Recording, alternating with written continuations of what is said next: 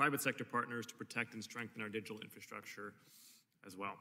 This question is for first Mr. Dorsey and then Mr. Marinos, in that order, please. My district in Massachusetts has two leaders, at least in the cybersecurity industry. Industrial Defender is headquartered in Foxborough, Massachusetts, and CyberArk in Newton. These companies work on security roadmaps and software to protect complex operational technology in line with NIST compliance. Has the DOT Inspector General's Office and/or the GAO looked at how federal agencies are interacting with companies like these and local transportation agencies? And do you have any recommendations for improving public-private coordination and cooperation?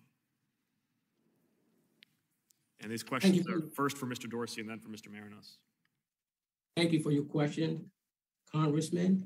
The Department of Transportation Office of Inspector General has not looked at that line of coordination, if you will.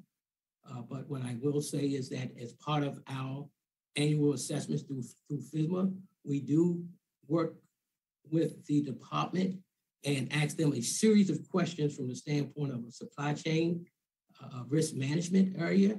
And what we do with that line of reasoning is just to go back and determine whether or not the department has taken appropriate steps with respect to ensuring that any vendor-related software that they get is not associated with any type of counterfeit efforts or anything like that. And we also make a determination as to what extent does DOT ensure that products, system components, systems, and services of external providers are consistent with DOT cybersecurity policy.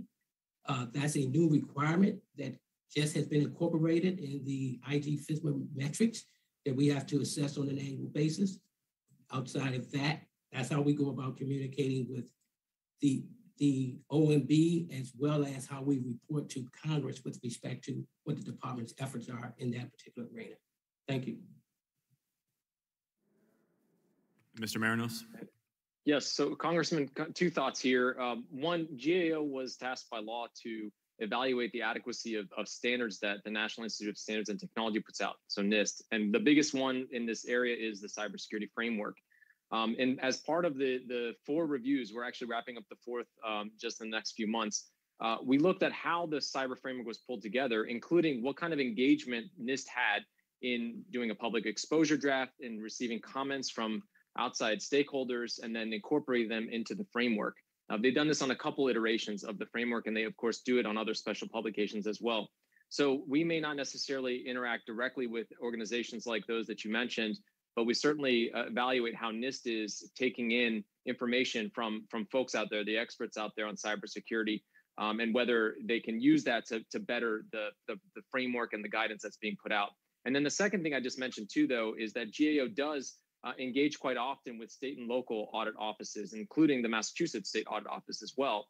And that's been a really great opportunity because it gives us a chance to have a better sense of how effective federal guidance is within their capacity and what are sort of the threats and the landscape that they are also seeing state and local agencies have to combat as well. Thank you to you both. The chair yields the balance of his time and recognizes Mr. Johnson for 5 minutes.